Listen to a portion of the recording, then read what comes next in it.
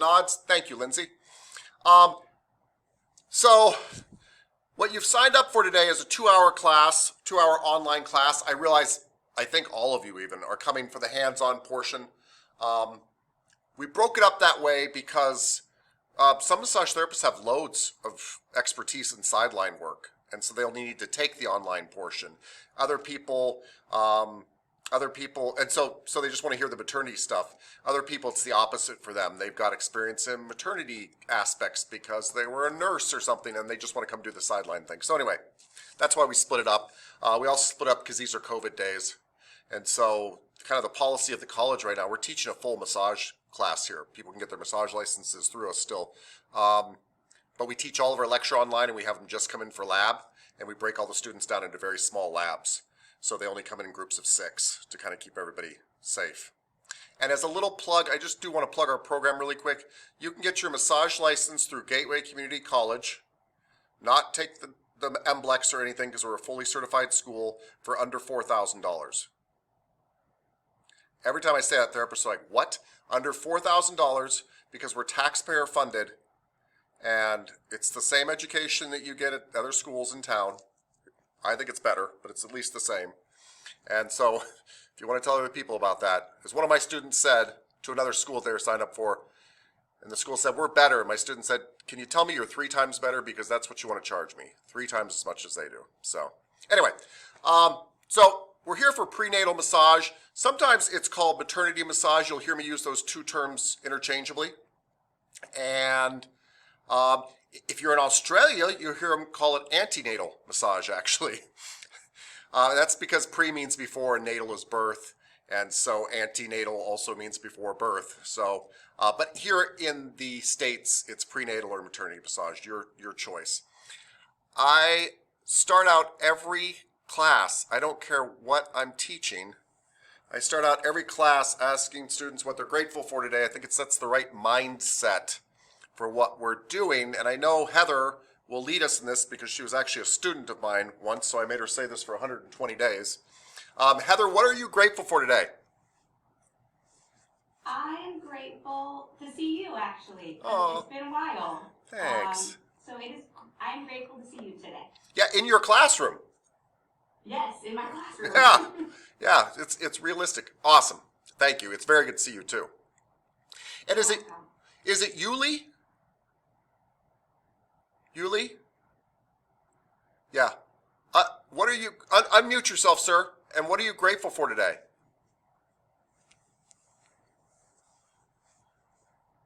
Yuli, can you hear me? There you go. Oh, you unmuted and you remuted.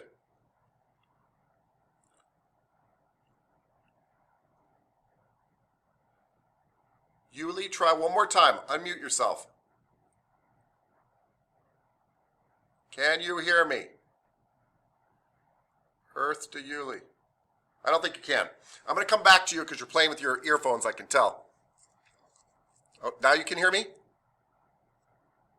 So you're still muted, sir. Unmute yourself. There you go. Something happened with my headset. Cool. All right. So, Something happened with my headset and the audio cut off. Sorry. So am I saying your name right? Yuli? Yeah, Yuli. Yuli. Okay, cool. I love it. Yuli, what are you grateful for today, sir? Today, I am grateful that I was able to get out of bed with minimal pain today. Oh, that's with my MS. So. Wow. Yeah. And is that your bedroom behind us right now? Behind you? Yes. Got it. So you're a bachelor? No? No. It just looks like a bachelor pad, doesn't it, kind of? I'm sorry. I didn't mean anything by it. We don't spend a lot of time. Yeah. School, work. Oh. Oh, sorry. You have a life. I got it now. I understand. Yeah. Yes. Anyway, I'm glad you got up with minimal pain. Yeah, that's awesome. Very, very good. That's a good thing. Yes. Lindsay. Lindsay, what are you grateful for today? And you're muted. And you're still muted. There you go. There we go. Okay, hello. Today, I am grateful for the opportunity that I get to learn this particular modality and learn more about it. I never had the opportunity to. I only had like one little night of schooling, and then bits and pieces of my own experience being pregnant twice. That counts. Back to back. Yeah. And but I didn't really have the experience. I have like little minimal knowledge, so it's always really good to learn. I love learning. I love to be able to pass that knowledge on to other people too. Oh, yeah, excellent. I love that. Thank you, Lindsay. Yeah. Allison, what are you grateful for today? So today, basically same thing as Yuli. I'm super glad that I didn't feel sick when I woke up today Oh, good. for my chronic illness. Wow. We got a lot of people dealing with like some serious stuff. Just trying to think of the right word for it. All right. Well, I'm glad that your serious chronic illness is on the down low today. Me too. Yes. Okay. It's going to be a good day. And is it Lizzie? Is it okay for me to call you Lizzie, or is that too familiar? Are you Lizbeth to me? Oh, no, that's totally fine. All right. Lizzie, what are you grateful for today? I am grateful to learn and to learn everything about prenatal. I love working with prenatal clients, and I'm grateful that I'm able to take this class with my colleagues Yeah. and learn something together and do better in our spa. Yeah. Good. Cool. I love that. And Ronetta. I'll get it. What are you grateful for today? I'm grateful you got on, by the way. You're still muted.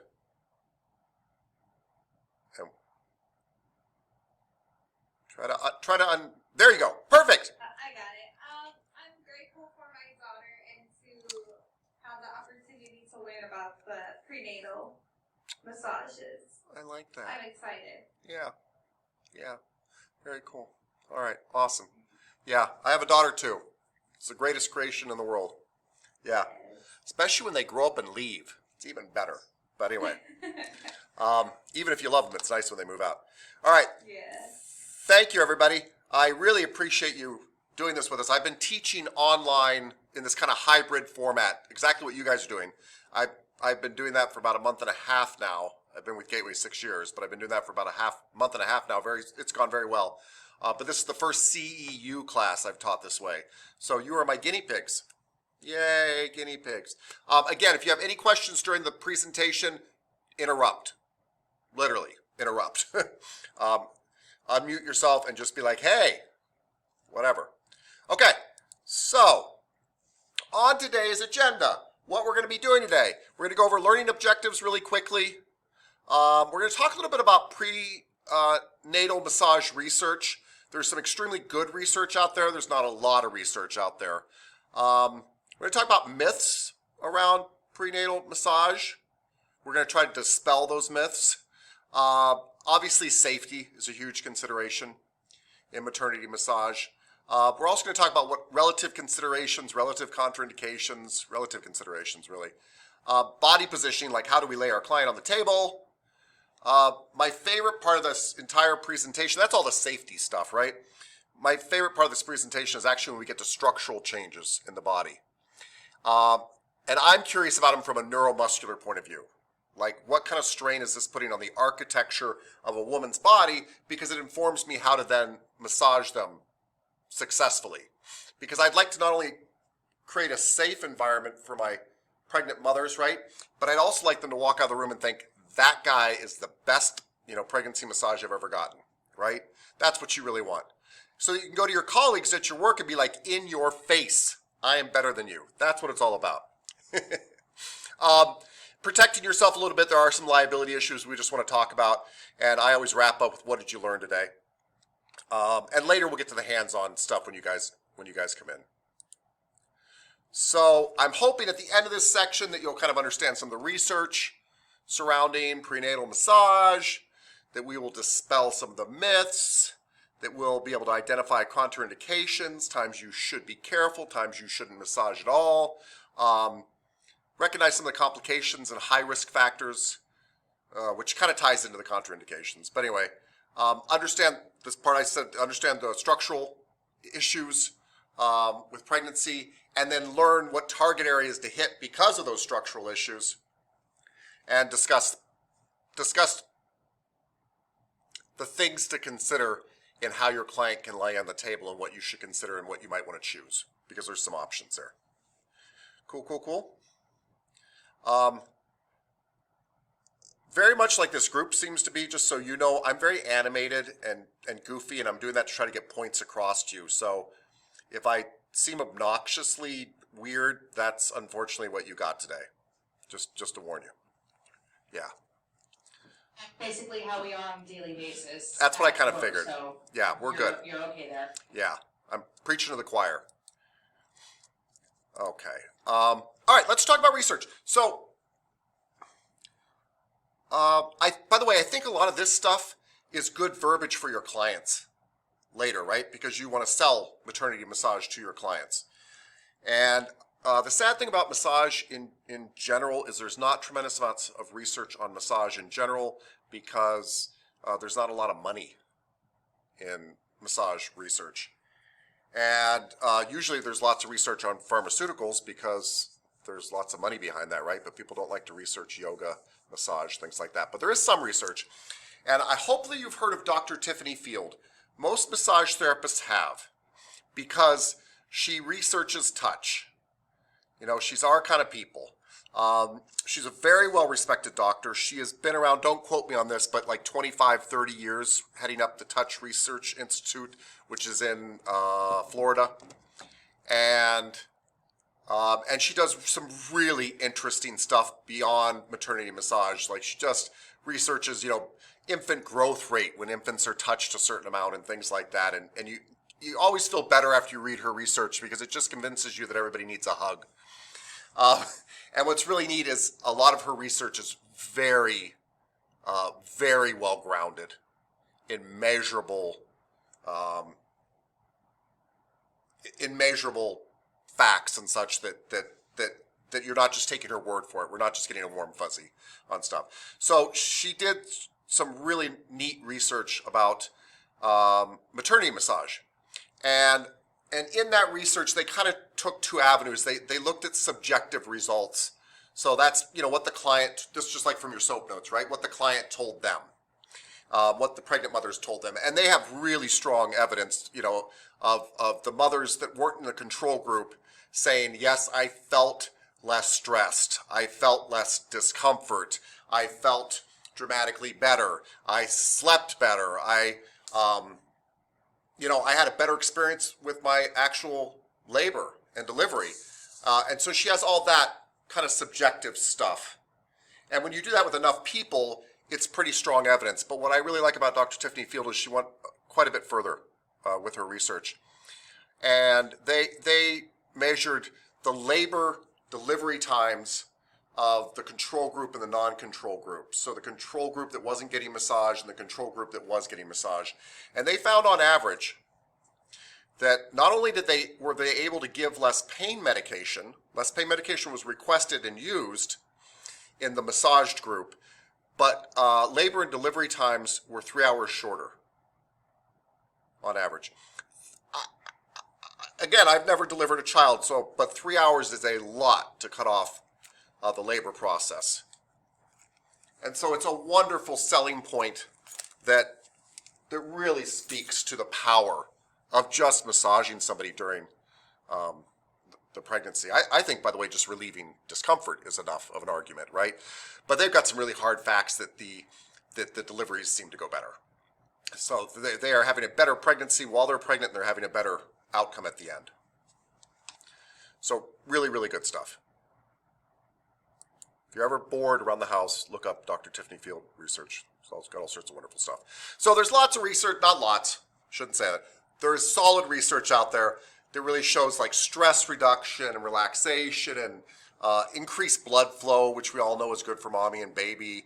And the production of lots of really healthy hormones that are shown to help produce better results and outcomes in labor. But we just found that out from the previous thing. Reduce muscle pain and joint pain and all that kind of stuff. The last point on here is the increased sense of well-being, and I don't think it should be discounted. I really don't. Pregnancy can be a wonderful experience, but it's also a very stressful experience, right? And that's what my clients shared with me. It's high stakes, right? And I think that's one of the most beautiful things about being a maternity massage therapist is the ability to provide that kind of comfort for somebody and give them an increased sense of well-being. I had a client who I went through 3 pregnancies with, 3 different kids she had. She was my client before and during all 3 of those. And her husband always got her a package of maternity massages for each kid, you know, to kind of take her through that thing. And I always thought it was just a smart thing for a husband to do. So, kind of a cool way to do it.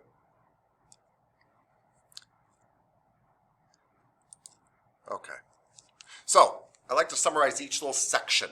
This is a very short section, but I like to summarize each little section, especially for my learners out there that are geeking out on learning, to make sure that you walk away with solid information from each section. So just really briefly, like the research, current research shows both subjective and objective, both people telling us and us being able to measure that prenatal massage greatly reduces the length of labor and the pain experienced during labor. Not to mention all the other stuff. But I just think that's your quick little snippet, right?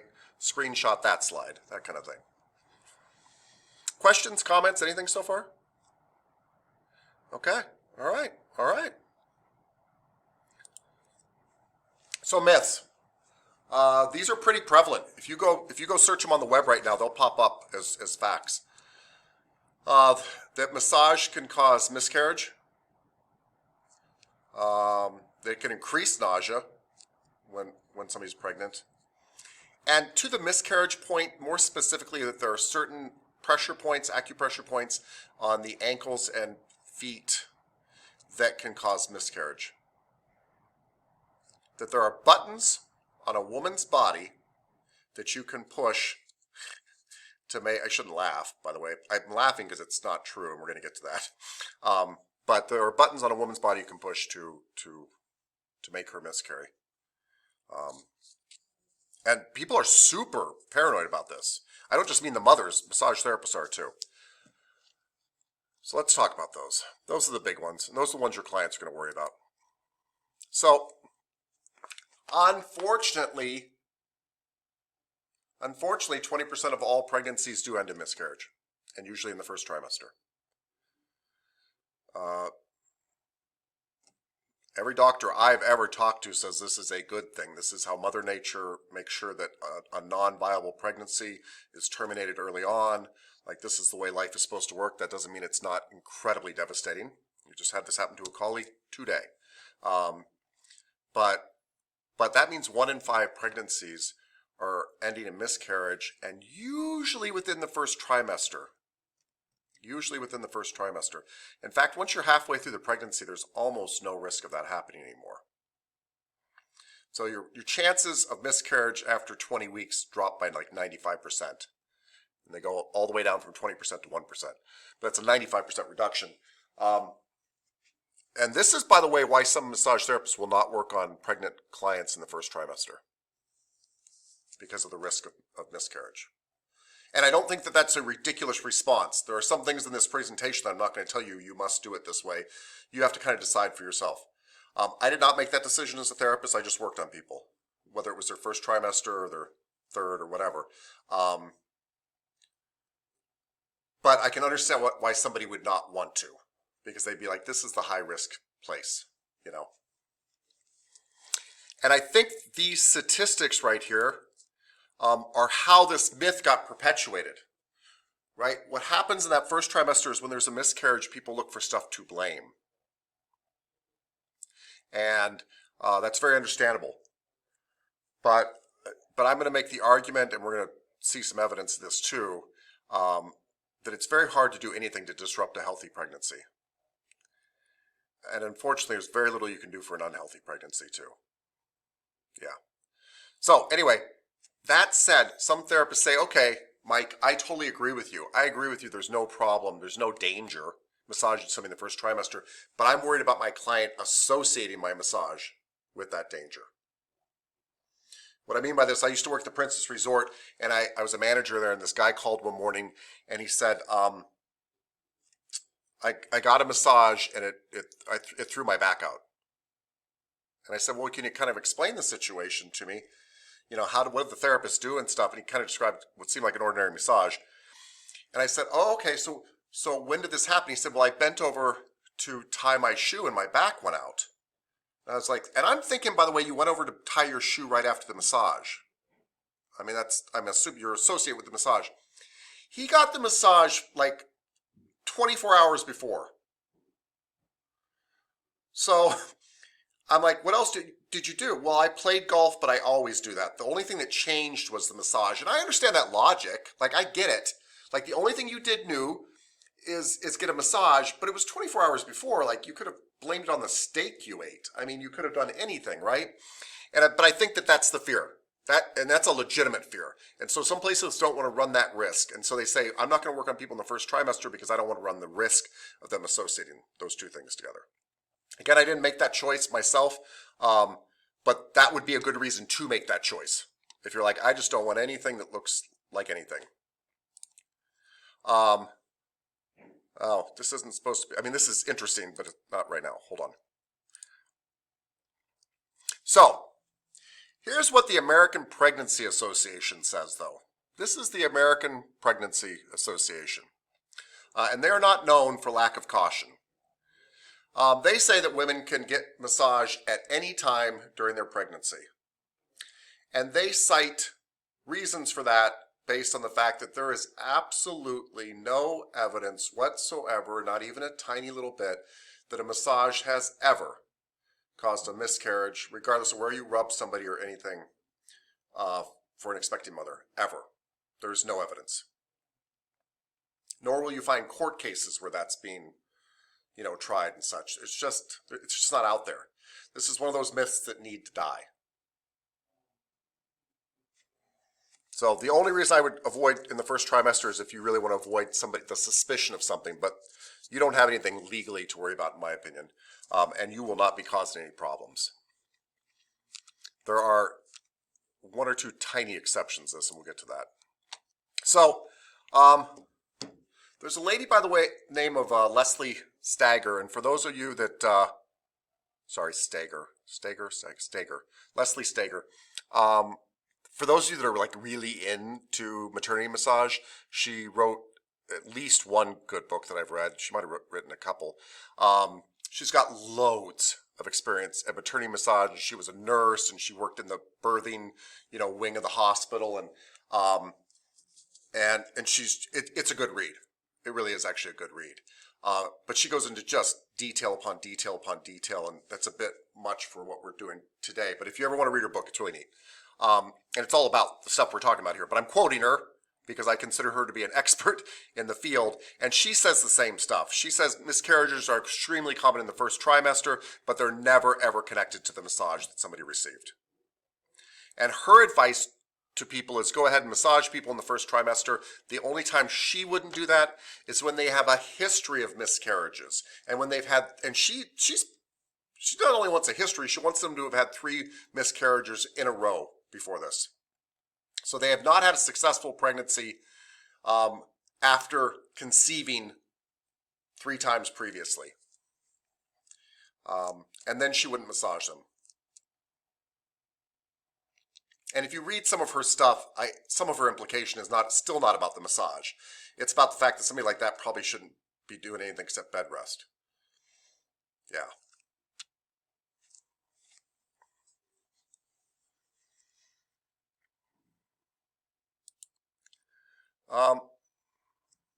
She also goes on to say that there's just absolutely no evidence that hitting certain acupressure points causes miscarriage whatsoever. And she makes a really interesting point that I really like. The pressure points they always worry about are on your ankles. That's the ones they really tell you, like, don't do it. Don't touch a pregnant woman's ankles, right?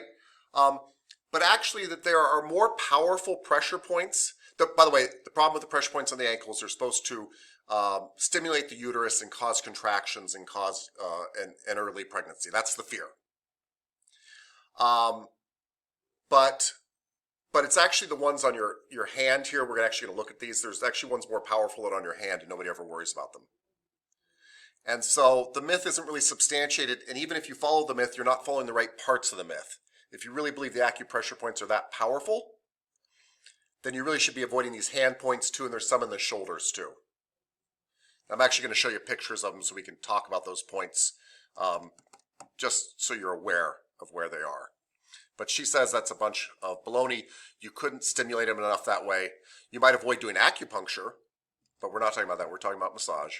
And as a massage therapist, it just doesn't work. Some of the other, and by the way, not to be blunt, but some of the other literature that I've read that I really agree with too says if it was really that easy to abort a pregnancy, there are lots of people that would have used these points throughout history when they didn't want to be pregnant, and we actually don't see any evidence of that. So it's just not that simple at all. Okay, so hopefully you can see these pictures. Spleen 6 is located 4 fingers above your medial malleolus. 3 fingers? I just saw 4 fingers. Yes, good. I thought somebody was raising 3, and I was like, okay. Going back to my acupressure days in school, like the 3 soon, the 4 soon, that type of like modalities. Yeah. Wow. Oh my gosh, you just pulled that right out of your brain. Okay. Really good long-term memory. Good. That's actually very cool.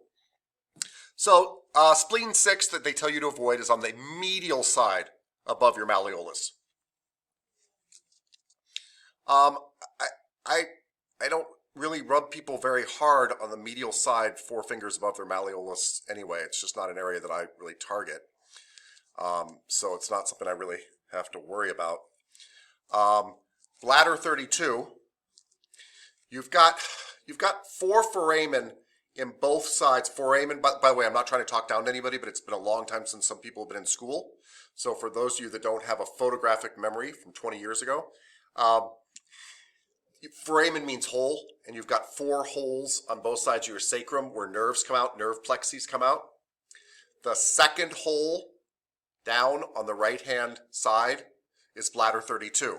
Well, I rub sacrums all the time, and I'm going to recommend that we do in pregnancy massage, but I don't go digging into the holes on your foramen because you would punch me, right? So it's just another unusual place. I try to scrape fascia off the sacrum, but I'm not trying to dig down into it. Bladder 60. Bladder 60 is found by the malleolus too. It's found posterior to the malleolus, between the malleolus and the Achilles tendon, the calcaneal tendon. That place I might massage, by the way, because I might be working the tendons of the calves, right? I mean, that wouldn't surprise me. I've been known to, pin and stretch things that way.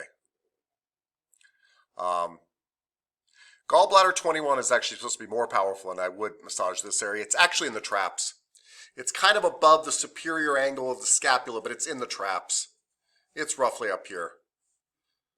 But again, there's no evidence that this does anything, and if it did, the point is don't go digging down in one little spot trying to activate an acupressure point there.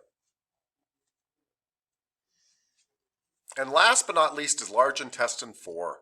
Large intestine 4 is found in the adductor pollicis webbing here in your thumb. And it's that place that you can push on just about anybody and drop them to their knees. Right there. It is a powerful pressure point. So, if I'm showing you all these and yet I claim they don't matter, why am I showing you? And I'm kind of showing you because it fits into my philosophy of how I deal with pregnancy massage. So, let me go on here just one second. Yeah. So even though there's no evidence to support that these things do anything, and this is how I talk to my pregnant clients too, because I want them to be rest assured that everything's safe. And I also want to let them know that I'm not some rebel when it comes to pregnancy massage. I'm kind of rebel when it comes to other stuff because I figure what's the worst that can happen? We'll bruise you or whatever. But pregnancy massage I'm really careful with. And so I want to let my expecting mother know, like, hey, these pressure points around your ankle don't matter, but out of an abundance of caution, just to be on the extra safe side, I'm still not going to work on them. And that's why I showed them to you. That's kind of my philosophy. And that's the way I serve it up too. Because I don't want them paranoid every time my hand runs across their ankle. Right? Or I rubbed your hand for a second. You're like, oh my gosh, that's intestine 4. It's all over. So I always serve it up as, this stuff doesn't matter. There's no research that supports this. But, because that's not reassuring enough to a pregnant mom.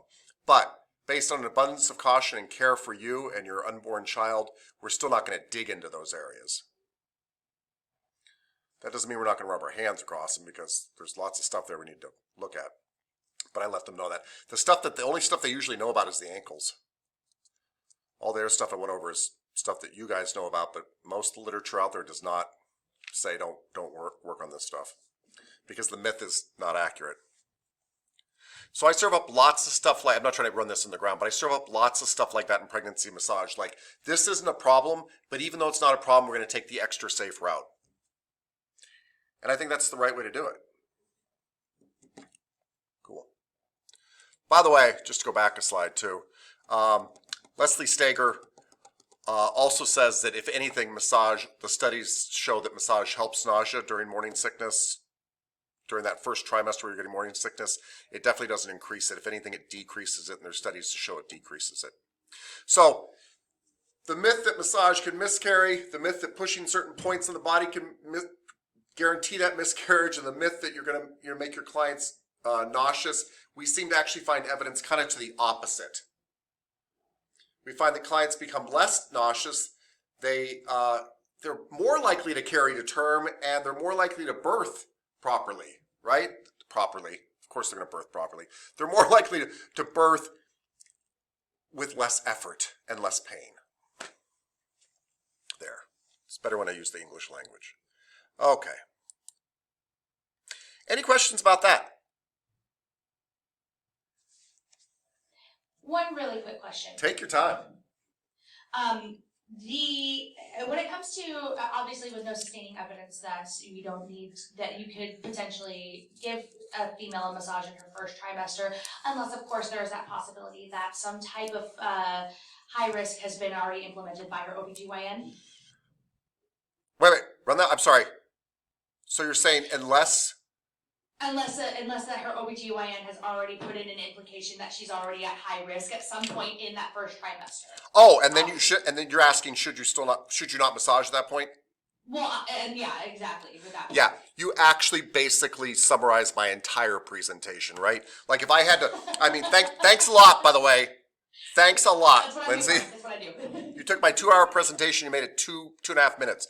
But actually that's really true. Like that was the focal point. When I want you to walk away with like 2 pieces of information really at the end of the 2 hours. When I used to do, and I say, because I teach now, but when I used to do maternity massage, the question I'd always ask is, are we having a healthy, normal pregnancy? Because you're right, I'm trying to seek, is this high risk? Did somebody talk to you about that? Because if it's a healthy, normal pregnancy, good luck messing it up. If you have a healthy individual, a healthy, normal pregnancy, and you're right, and that's the stuff I'm looking for, and you're right, Lindsay, and I'm not a person that gets worried at all. I don't really seek doctor's releases or anything, but when somebody tells me something like, well, the doctor said there's some concerns, and that's when you would want to have a note in case that he said it was like, yes, it's okay, or no, it's not okay. Yeah. I've probably turned away 3 clients in my career, and I think 2 of them were pregnant and said something like that, and they were not happy. But I was like, that's not what I want to hear. Like, I need a doctor's note. I just really do, because now you're telling me something totally different. And I, by the way, still wasn't worried about the massage, but now I'm really worried that we're gonna have a problem. And you're gonna associate it with the massage at this point. Yeah, and it just doesn't seem right. Yeah, so you're absolutely right. If they're getting some stuff from there, I want a doctor's permission. You probably should get it in writing. If it was a client I trusted and they just said, my doctor said it's fine, I would accept it. I'm not recommending you do that. But yes, I want something at that point. I want the doctor involved at that point. Now, I will tell you a very interesting situation that actually happened with the lady that I had the 3 kids with. I didn't actually have the 3 kids. The lady that had 3 kids that I worked on, her and her husband had the children. On her 3rd pregnancy, she came to me kind of towards the end. I was like, hey, so everything's going good? And she's like, no, it's not.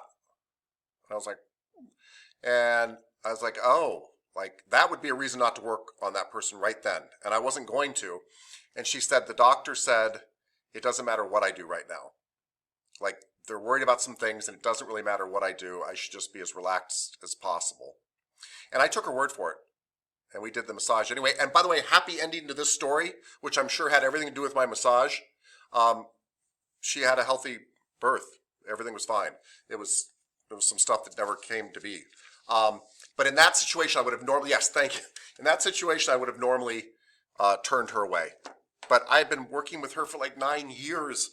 And if she tells me her doctor says it's cool and understood that there was a risk already, I felt that that was safe. Because I believed her that the doctor said it was safe. The doctor said the massage isn't going to make it worse, the problem that she was having. Yeah. But yes, when you hear high risk, when you hear it's not going well, boom, don't do it. Yep. And I don't like turning clients away. I'm always that guy who's like, well, we can at least do this. We can at least do that. Yeah. You know, people come in, I've got the plague, and I'm like, well, we can rub your feet. Like, we can do something. Like, it'll work out. I can wash my hands. I'm really that guy. But I think of the 3 clients, 2 of them were pregnant that I probably turned away. Yeah. Okay. Good question. Yeah. So I actually do have a question. Please. A couple years ago, I had a client, she came in 3 times during her pregnancy, and each time she threw up. So she kind of associated that with the massage. So could it have been, or could it have been like other factors? Wow. I've never had that happen. So, so you must be a terrible therapist. No, I'm kidding. I'm totally kidding. I mean, you do start to wonder if it happened each time. There's some other information we need though. Like, was she throwing up other times? Yeah, she threw up every day at the same time in Oh, the morning. okay. But she would throw up a secondary time when she got her massage. Yeah. We'll actually talk about that later in this presentation. They Okay. recommend that you elevate them. So Okay. they seem to throw up more when they're completely horizontal. And so they really recommend elevating for reducing nausea. Yep. And so it's not the massage, that's probably, this is what happened to her, right? She gets sick every day, right? Probably in the morning, right? The only thing that is consistent that she does with you is this. Mm-hmm. And then she throws up. She probably could have just Yeah. laid on the table and thrown up. You could have left the room. She could throw up all by herself. So yeah, I wouldn't worry about, it's not the massage, it's the horizontalness. Okay. And usually that's coming from the weight of the child, and the esophagus, and the tummy, and all that stuff, and you know, having a bowling ball in your gut, and it's kicking you, and yeah, that kind of stuff. But yeah, not massage related, positional related, and we'll talk about position. So that's a really good question. Okay, good. Anything else? These are great questions. Yeah? No? Okay. Yuli agrees. He's like, those are good questions. Yeah. It's very affirmative, this guy. I like it.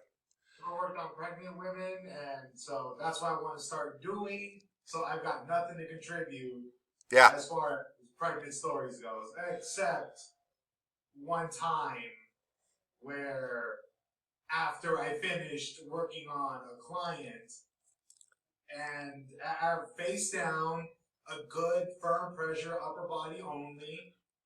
After the session, first time coming into the hair. I already know what you're going to say. Yeah. And yeah, at the end of the session, I come out feeling proud of myself, super happy, and then the manager's like, "No one told you." Just like this look of shock. No one told you she's pregnant But she wasn't showing, right? at all. Not at all. So it just gave me a heart attack. Not for worried about myself, but worried about her and her pregnancies, and just the fact that she was face down. But prior to that, I kind of read up a little bit that it's okay to lie, supine positioning while being within the first trimester. It's okay. Yeah. There's not much risk. But If you're not showing, prone or supine should not be a problem at all. The child's so small at that point, it should not be a problem. And what happened to you, I think has happened to me almost 20 times. Right? And I always ask clients, are there any major medical conditions I should know about? And by the way, I do give them this. I don't think pregnancy is a major medical condition, right? It's a life condition. I'm not asking the question right, but I just want to know about big stuff. And I can't tell you how many massages I finished and we're walking out and they're like, oh, that feels so good, especially since I'm pregnant. And I'm like, oh. And then they're like, oh, I should have probably told you that in the beginning. And I'm sorry, me? I'm like, nah, we're fine, right? Because what are you going to tell them at that point? And the fact is they weren't showing and it doesn't matter. It's not a medical condition in the traditional sense. You know? So I should expect that more often. It'll happen more often too. Yeah. And by the way, you said you're a father? You have a kid? Yep. Always mention that when you're doing maternity massage because it's a way to connect, right? You're a dad. Oh, all the time. Yes, all the time. I always mention my kids, helps the tips. I will tell you something else too that a client once told me, and then I used it over and over again being a male in maternity massage. And I was working on her, and I don't know how it came up, but I was kind of like, she requested a male for maternity massage, and that's unusual. So it's not unusual to get requested as a male, right? Somebody thinks they're going to get a deeper massage or whatever. I'm not saying that's true, by the way. I'm just saying they think that. I know. We're basically wimps. I know. But we really are. But I had a woman request a male for a maternity massage, and I thought that was unusual, and I finally asked her why. And she said, well, I figure a man got me into this discomfort and a man should get me out of this discomfort. And I thought it was the funniest thing I'd ever heard. And I use it now in my, like it's one of those little lines in my maternity massage. Like I'll be working, I'm like, I've got kids too. And we're kind of connecting. And then like, hey, a man got you into this discomfort. Maybe a man should get you out. It's just a nice, funny way to bond. Because as a male, you're trying to build that rapport. You know? If that's not one of the most amazing things I've ever heard in my life, I'm going to take that into consideration. Yeah, the funny thing is, I mean, I think she really meant it. She wasn't even trying to be funny, and she was kind of like, "Well, a man got me into this." You know, she was a little bit pissed off, but I thought it was so funny, and everybody I share it with thinks it's it's just a great icebreaker, an icebreaker for a guy. We need icebreakers, you know. Yeah, because otherwise you're like, I don't know, I'm not a woman, and I don't know what I'm doing. Yeah, cool, good. So you got two things to connect on. All right. The best I can say is my condolences. Yeah. Here. Yeah. Have a massage. Yeah. I hope you feel better. That's all I got. I'm sorry. That's all I can feel for you. You can relate. You've been in a household with a pregnant partner. You can relate. From that point of view. Yes. Sympathy weight. Sympathy weight is a real thing. Yeah, I know. I'm still gaining it. Okay. Awesome. Thank you. Anything else before I just don't want to steamroller over you guys because these are good questions. Good. Okay. Allison says no. Okay. There are a handful of absolute contraindications for maternity massage. By absolute contraindication, not talking down to anybody again, I mean absolutely don't do the massage. Absolutely no. The thing is, with most of these, is you won't see these contraindications because clients who are getting regular medical care don't come in to see you when they have these contraindications. Does that make sense? And it's actually one of the really good questions to ask a client if you think that there's any question about this. Are they under regular medical care? Are they getting regular checkups? Because what I really want to hear is, yeah, I got a checkup last week or 3 days ago and everything's going great. Bam, get on the table, we're going. That's awesome. That's exactly what I want to hear. I don't want to hear, well, I don't really have a physician yet. Okay. But you don't usually hear that from massage clients because most of them can afford massage and they can afford their medical care. So, but let's talk about these handful of absolute no-nos. One is preeclampsia. Preeclampsia, and I'm no doctor, but preeclampsia is essentially the body's immune system attacking the placenta. It's even more common, by the way, with like twins and things like that because the placenta gets so big that the body tends to think that it's, I mean, we don't know what the body thinks, but we assume the body is thinking that it's a foreign invader and it starts to attack the placenta. And the problem with preeclampsia really is the high blood pressure that comes with it. It often leads to skyrocketing high blood pressure. And the problem with skyrocketing high blood pressure is that can lead to strokes. And so it can be life-threatening. And if somebody told me they had preeclampsia, I would not work on them without a doctor's note. But it's very unusual for somebody with known preeclampsia to come see you. The nice thing about pregnant mothers is they're really being cautious, and some doctors put them on bed rest. Preeclampsia, you usually get put on bed rest. Again, I'm not a medical professional, but every case I've ever heard of, somebody goes on bed rest and they put them on anti-seizure medication, things like that, because they don't want them to stroke out and things like that. So they're trying to drop down their blood pressure.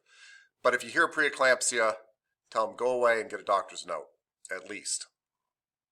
By the way, with a doctor's note, I'd probably work on them.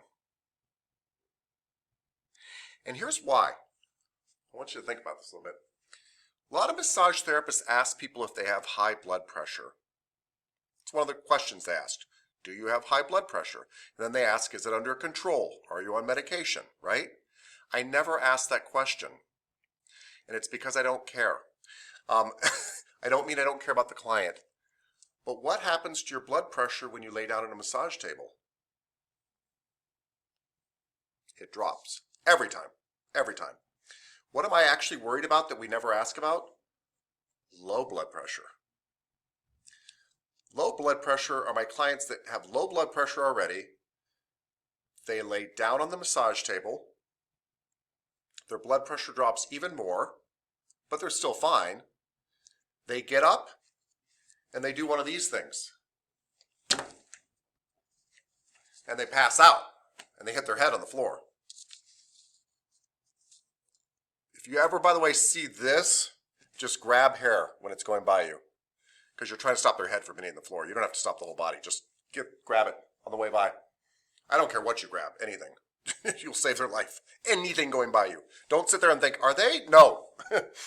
But anyway, so I worry about low blood pressure. So if with a doctor's release, preeclampsia, I'd be like, well, if it's going to be a problem, it's probably not going to be a problem right here on the table. But I'd still want a doctor's release because it's really serious. I'd be shocked. I'd be a little bit shocked. The doctor was like, go get a massage. But I would do it at that point. I would assume it was mild, that kind of thing. But I want a doctor's release. Next one, DVT. Deep vein thrombosis. So deep vein thrombosis means a blood clot, a thrombosis, deep in the veins of the legs. And by legs, they mean lower legs, usually. So when you're pregnant, your body actually increases its coagulating potential. So coagulating is what you do when you cut yourself. I mean, I just cut myself today, actually. You can't really see it, but it bled a tiny bit, and I didn't even put a Band-Aid on it because it dried. It dried almost instantly because that's what my blood's supposed to do. It's self-sealing, right? That's coagulating. Your blood coagulates.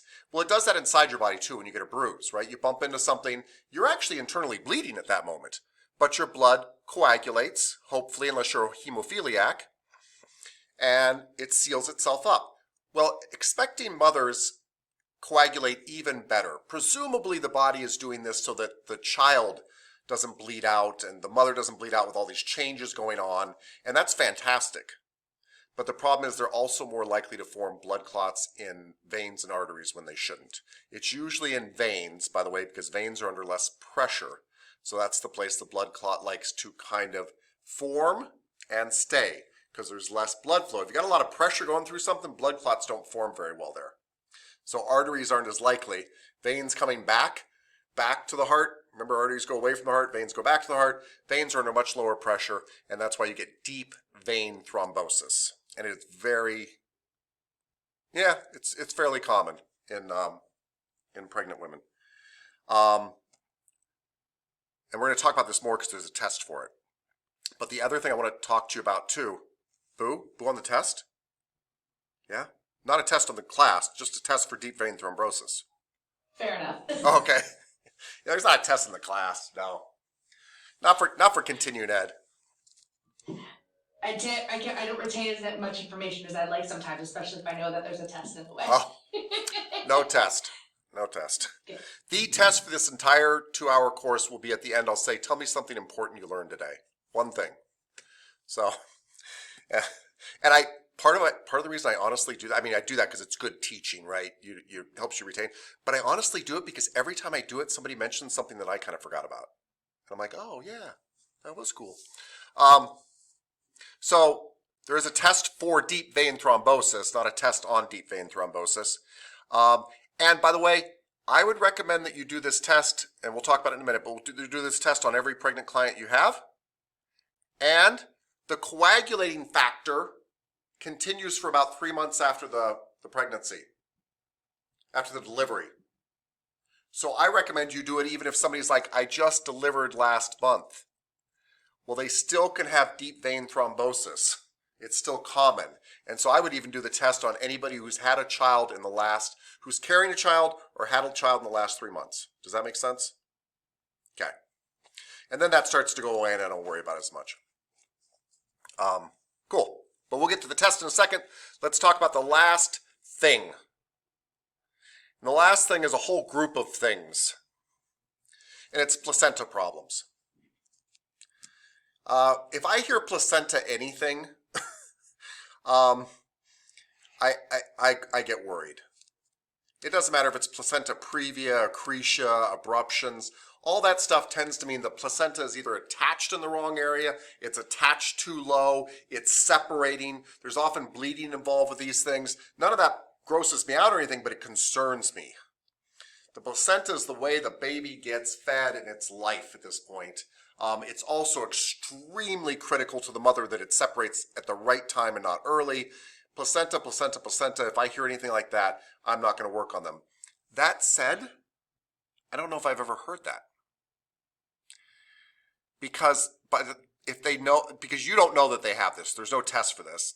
And if a doctor says, hey, we're worried about placenta previa or whatever, they're not coming to get a massage by that point. So it might happen, so I'm telling you, but it hasn't happened to me.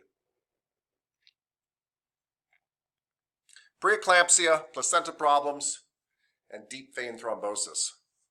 In a way, preeclampsia is a placenta problem because the body's attacking it. Yeah.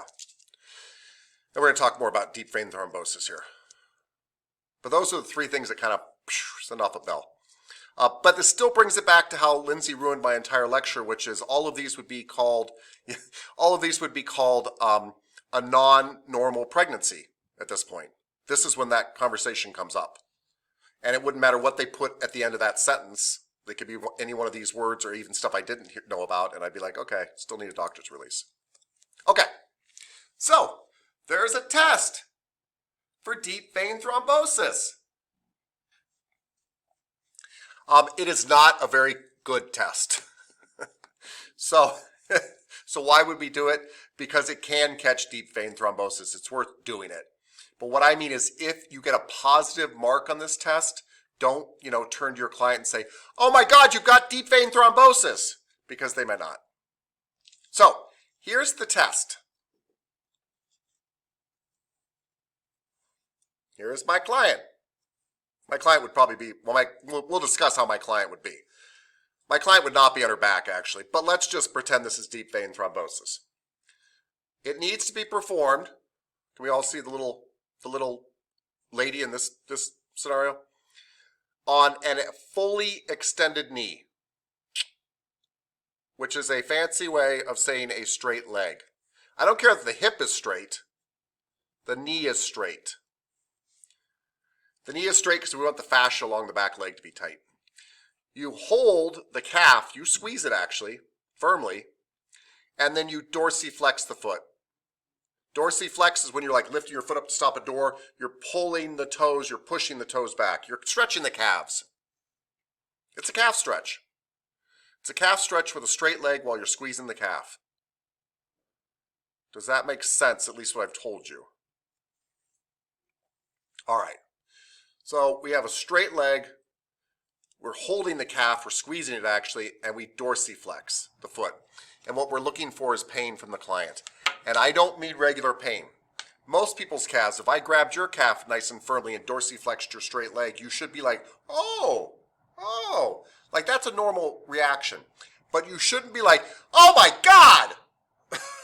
You know, I don't want extreme pain. And as a massage therapist, you're actually in a really good position to judge what's normal and not normal. We know that most people's calves are sore. Like that's just normal. We know that pregnant women's calves are sore. We are looking for extreme soreness. If you find that where you're like, this really seems like this is, whew, and it's not an overly sensitive person to begin with, right? If you have somebody where every time you brush their hair, they're in pain, that might be a different situation. But you have a person that seems to have a normal pain tolerance in general, and then you dorsiflex their straight leg and squeeze their calf at the same time, boom, and they're in a lot of pain in that area, that is a sign that they might have a blood clot there, a deep vein thrombosis. Now, it's not conclusive, and at this moment I would turn to the client and say, hey, I just did a test for blood clots in your leg. It's not conclusive at all. Do not freak out. I am not a doctor. But because you're in so much pain, it can be a sign of that, and it's really good to get that checked out. And it's actually really good to get that checked out today, and we should not do the massage. It is an absolute contraindication. Because if the blood clot breaks free, and this is coming from somebody who's not very paranoid, but if the blood clot breaks free, it can go into the lungs, and then you've got a pulmonary embolism, and they can die. And that's really bad for repeat business. So no dying clients. That's my motto. My favorite thing about massage is nobody ever leaves worse. Even if you don't fix their problem, they always at least leave the same. Usually better no matter what. I love that about our field. You know, if you're a surgeon, that's not always true. But a massage therapist, they always leave better. Yeah? Yeah. So, the other thing is this. This test, it's called Homan's test for deep vein thrombosis, is something that doctors use after they give you medicine to break up clots. They give you this medicine to break up clots, and then they do this pumping action, squeezing to actually try to break up the clot and dislodge it on purpose. So you don't want to keep doing the test to try to be like, did they really seem like they're in pain or not? You got to just make up your mind right there. I know that's a hard position to be in. But I'm not talking about like, oh my God, my calves are really sore. I expect you to say, oh my God, my calves are really sore. You're pregnant. I'm looking for extreme reactions. But if you get an extreme reaction, don't test again. Ask them to go get that checked out. And what's going to happen is this. They're going to love you. If you say it right, they're going to love you because you say, look, I suspect everything's okay. I hope I'm wrong. I'm happy to reschedule you. No charge, no nothing. My God, nothing. But I really care about you and your kid, and that comes first. People respect that. They'll come back to you even if it checks out to be nothing, and they'll love you because you did the right thing. What they will do is they go, and the test is painless. It's an ultrasound test. And the ultrasound test is 100% conclusive. It looks inside your leg and goes, oh, that's a blood clot. And then they get it taken care of before it's a pulmonary embolism. And they don't die. And everybody's happy. And they're still your client.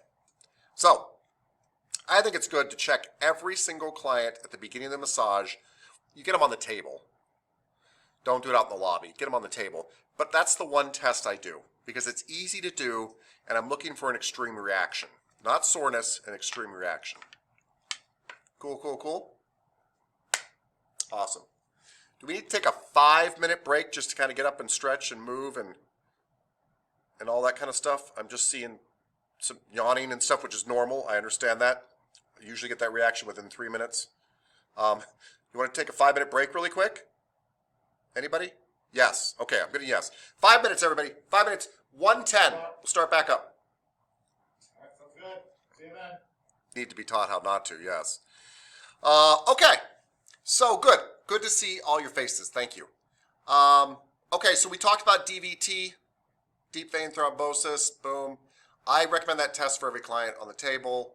But again, don't freak them out if it shows positive because it doesn't mean it is positive. They might have hypersensitive calves. Who knows? But it's a nice thing that you can test. I would argue that a client that has seen a doctor regularly, that the only thing that you're going to run into is deep vein thrombosis, because everything else they probably already caught and told them not to come in for a massage. Like if they have preeclampsia, they're not coming in. If they've got placenta, anything, they're not coming in. I'm not saying you shouldn't ask questions, but my point is this is one of the few things that you might kind of catch along the way. Okay. I'm sorry, but I want to repeat it. My only word of caution on the Homan's test is don't keep doing it over and over again, because you could dislodge the very clot that you caught. Like, it's a pumping action, and we don't need to keep doing that. Okay. So some signs to call a doctor as we finish up this whole safety thing. Like when you actually might, like swelling in more in one leg than the other. That could be a sign of DVT too, right? I don't like uneven swelling in the body. I like people to be evenly swollen on both sides of the body, right?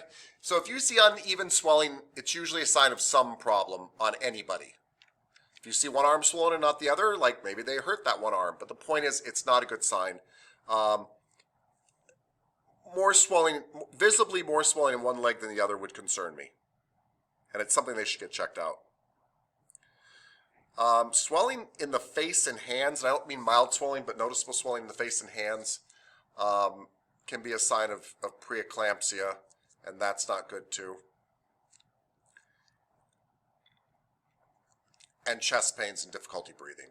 But I think I'm kind of telling you the painfully obvious here. Chest pains and difficulty breathing, you should be calling 911. Don't figure out what it is. Just call 911. Any chest pains and difficulty breathing, together, call 911. Yep. And you don't have to know everything, so when in doubt, refer out your client. When in doubt, refer them out.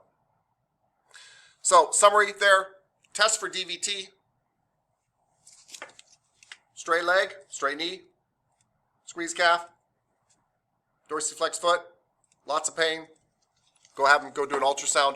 Do that test up to 12 weeks after they've had a child, because they're still coagulating machines. Boom. Look for uneven swelling. That's a big one. Chest pains, call 911. Chest pains and breathing, 911. Because what we're really worried about is that they're having, the blood clot has freed itself and they're actually having the pulmonary embolism. And comments to Lindsay's comment 14 slides ago. This is what I was heading to, Lindsay. Comments that the pregnancy is not going well. They need an explanation or a doctor's approval. That's the big one for me. Like, how's it going? Let's keep it casual, but I mean medically, how's it going? How's your pregnancy going? Oh, it's going fantastic. I just got checked up. That's usually what you hear. Doctor says everything looks great. I'm excited, but my back and feet are killing me. Perfect. Okay. There are some relative considerations, just things that seem to happen on the table. So, regular swelling.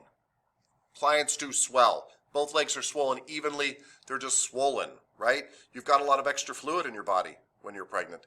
And a baby is keeping it from coming back up too, because the veins, the return piping in your legs is being pinched down on.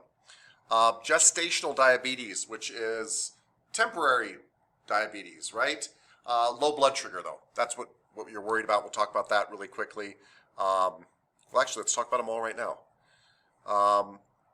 Edema, regular swelling, can be treated with massage. That is fine. You can do effleurage slowly back towards the heart. When I used to be married and my wife had twins, and for much of her pregnancy, she had swelling in both legs, and every single morning we'd effleurage her legs. So it's not my regular effleurage. Normally I'm rubbing up and down your legs. This is me sweeping up. Lots of landings and takeoffs, what I wouldn't do in normal massage, right? And you could actually watch the legs go down. Like you could see it before and after. And we did it every day, and it really seemed to help her knees and just help things feel better. So regular swelling, feel free. Massage back up towards the heart. Gestational diabetes, keep honey around. There is nothing wrong. Are you shaking your head? Why are you shaking your head? I wonder if it's why.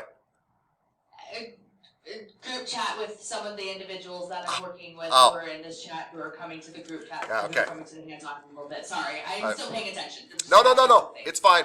I thought you were shaking your head because if you're a vegan, like honey is a no-no. So you can keep agave nectar around. That's fair. And I thought, well, massage therapist, maybe she's a vegan.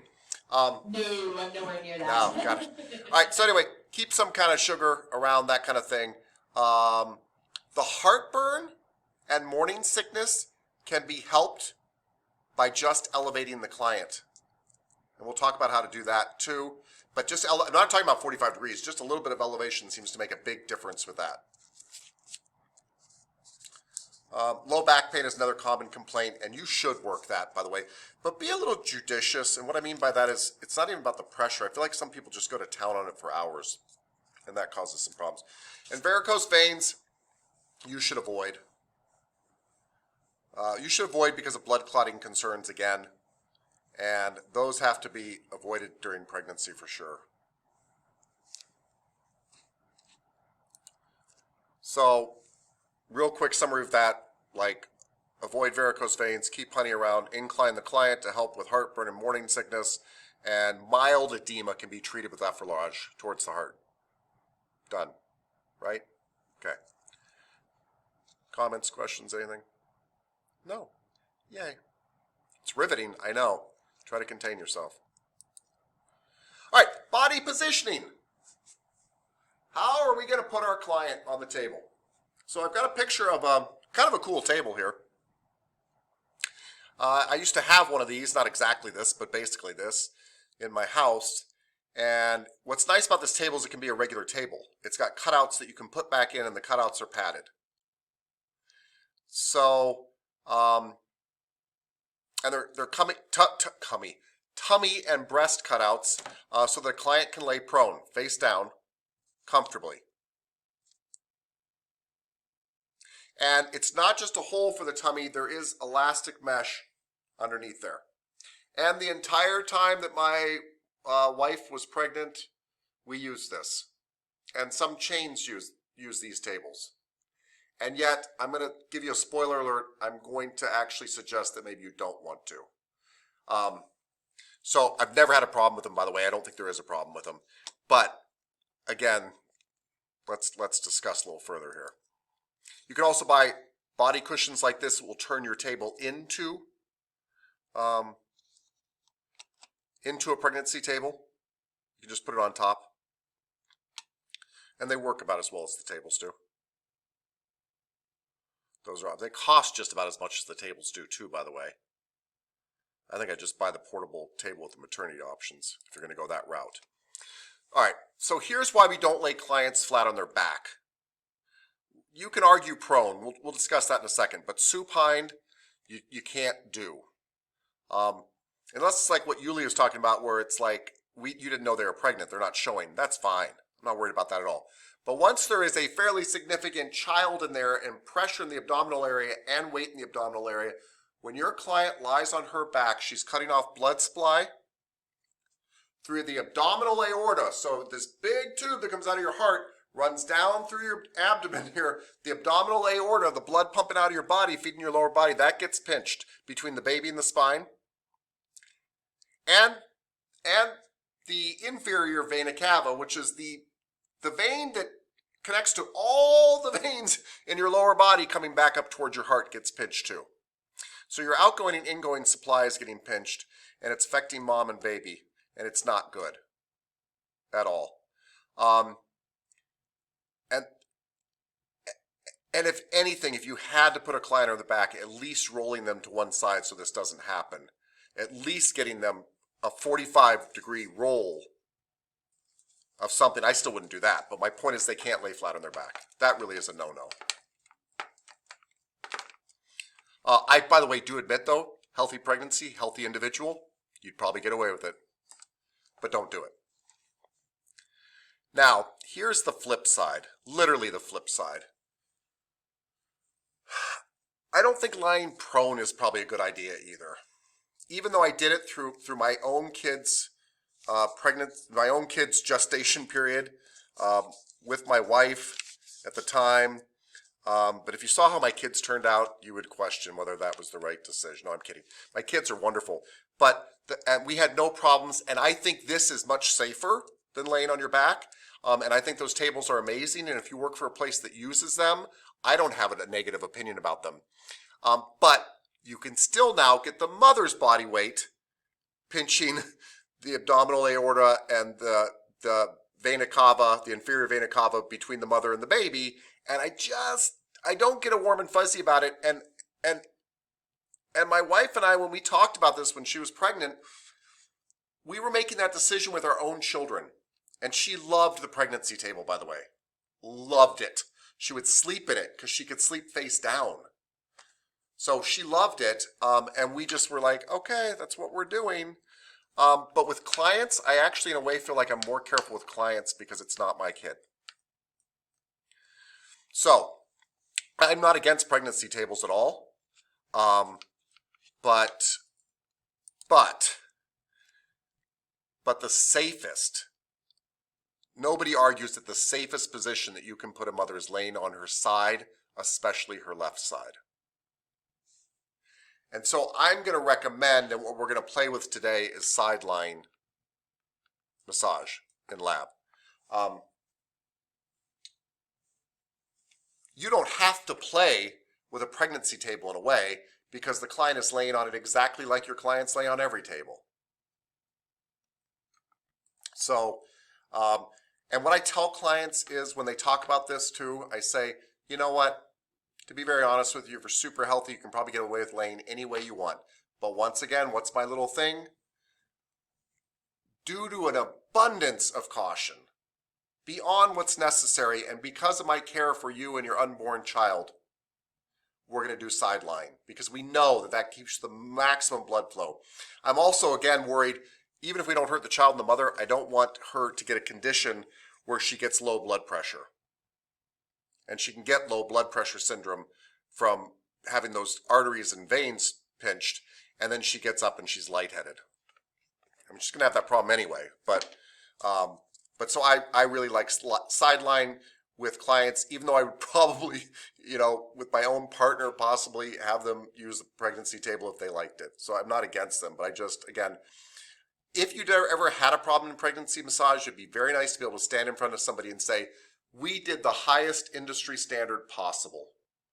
We avoided these pressure points. We had you lie on your side. We did everything that was non-controversial. We didn't even pick the stuff that even had gray area. That's kind of my approach to that, if that makes sense. You can recumbent a client laying on their side too. So if they're having the heartburn that we were talking about and things like that, they're getting nauseous. If they're like Allison's client, they're redecorating the walls in your massage room. You can actually have them laying sideline and recline them a little bit. So they can be on their side and still, and you can prop up stuff underneath their tummy. And it tends to help with the heartburn and the nausea. So that's what we're going to be talking about from here on out, but not because I'm absolutely 100% against massage tables. That, maternity massage tables. That said, you still, even if you're a believer in the sideline thing, still might want a maternity massage table. And here's when you might want it. You might want it for clients after they've given birth. After they've given birth, they still might want the cutout. They still might have sore breasts, right? So that's one situation where you might want the maternity. And I'm no longer worried about pinching down or anything. The baby's gone. We're good. So you might want it for their comfort afterwards. You might want it for some of your male clients.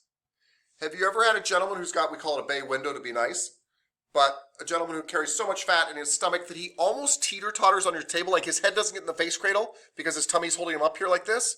He might be more comfortable with the cutouts. You have to sell it really carefully. You can't be like, hey, you're such a fatty, you should lay down on this thing like this, right? You've got to be like, hey, I think you might be more comfortable here and your back will be in a more neutral position. It's up to you. I know, I'm a little inappropriate. Anyway, And I'm preaching to the choir here too, because wait do you meet me? I'm that guy. So Yeah, so are Yuli and so are Alfredo. You're gonna meet him later, just so you know. You guys are gonna get along great. So, but I know therapists who do this on a regular basis and swear by it, and the male clients love it. So maternity tables, they're not just for women anymore. Gosh darn it. So that's something to think about too. And the final thing that you might want a maternity table for is 2020. what? Don't discriminate. Yeah, no discriminating. Darn it. You might even want them for your female clients that have plastic surgery. So I used to work in Scottsdale, and that was like a daily occurrence. And so cutouts would have been really helpful for that, actually, for their comfort. And I'm all about anything that makes my clients comfortable. Questions, thoughts, anything? Cool. Okay. So the real takeaway is just don't have them lie on their back, really. Sideline's great, by the way, because of some stuff that I really like about it. Helps with congestion. Some clients find it very nurturing. This is how they sleep already, right? Kind of curled up, right, on their side. So it's great. It gives you great access. I'm probably preaching the choir on this one, but it gives you great access to the axial appendicular junctions of your body. That's me trying to sound like I'm a massage teacher, but what I really mean is where your arms and legs hook onto your body, right? Shoulders and hips. And where is everybody really sore? It's shoulders and hips. I mean, I know they're saying low back, but I count low back as hips, the whole thing there. And so access to shoulders and hips to me is big, and that's kind of what we'll be playing with in our hands-on today, is that kind of stuff. But so it's fantastic for that. Some of the other nice stuff too, I don't know if I put it in a slide here. Yeah, it reduces a lot of the downward pressure on the joints and things like that. And I love that. And by the way, avoids pressure on all the ligaments that are holding the uterus in place. All that good stuff. Okay. So summary of this is, by the way, I think with the proper equipment, you're probably fine doing prone massage. Supine is never okay unless they're elevated to 45 degrees. Don't forget, 45 degrees it's a lot. It's a lot. This is not 45 degrees. You've got to have a lot of pillows and wedges to get somebody at 45 degrees. And I argue they're not very comfortable in this position on your massage table anyway. But due to an abundance of caution, because we, blah, blah, blah, blah, blah, we do sideline. Sideline, sideline. Yeah. That's my little thing there. Okay. That's the safety stuff. Right? We already summed up all the safety stuff. Ask them if you're having a normal pregnancy. If they are, massage the snot out of them. If they're not having a normal pregnancy, probably get a doctor's referral. What I'm interested in actually is the structural changes that take place, and I mean neuromuscular, like myofascial, structural changes that take place in the body, because that tells me how to kind of approach the massage. So this doesn't actually matter about the trimesters. What does matter is the rapid change that is occurring inside a woman's body, basically in the pelvic area. I realize it's the abdominal area too, but the pelvic area too. And by rapid, I think we forget how quickly a child grows. So, at 8 weeks, it's just a gram, which is a paper clip. It's nothing. 1 month later, it's 14 times larger. Now that's still small inside the mother, but if all of you grew 14 times larger in a month, you'd be 2,000 pounds. You'd be literally like Godzilla, walking around the city, eating buildings. And even though the baby's growth slows down, from 4 to 5 months it only triples in size, you were talking about rapid change happening inside the woman's body. Rapid change. And all of us gain and lose weight, but it's usually at the rate of a few pounds a year. It's not this kind of rapid kind of thing, and it's not in between our bones. So, during a woman's during a woman's pregnancy, she can expect to grow a healthy 7.5 pound baby on average. Some people much bigger, some people much smaller, but on average. But on top of that, she's also going to get another 8 pounds of fluid. 4 pounds of that's going to be blood, and the other one's going to be the plasma that goes along with the blood. That's a lot of extra fluid pumping around the body. She's going to gain extra weight to feed this baby and all sorts of stuff. The point is, there's probably 30 pounds packing on in a very short period of time. This is not something I discuss with clients, by the way, because what they instantly do is measure themselves against the 30 pounds, right? They're either a horrible mom because they haven't gained enough weight, or a horrible woman because they've gained too much. And it's a horrible world you guys live in, and I actually really do have empathy for this. I think actually 50% of maternity massage is being emotionally reassuring. Right? That you are doing the right thing for you, that nobody knows what the exact right thing is, and that this is time for you to relax. Okay. The other thing I do want you to think about, oh, sorry, go ahead, Lindsay. One of the things that I wanted to mention is I actually had a female who came in last year who was going through her first pregnancy, older in age. She was actually about 38, 39 years old. She was also experiencing she was on the cusp of gestational diabetes, and because of that, she actually gained a sustainable amount of weight. But that's beside the point.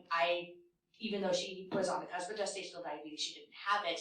I always had to reassure her and make sure that she was aware what you do and how you gain your weight, how you lose weight, how you are in this pregnancy. As long as you and your baby are healthy, that's none of my concern. My concern is making sure that you're okay and you're all right.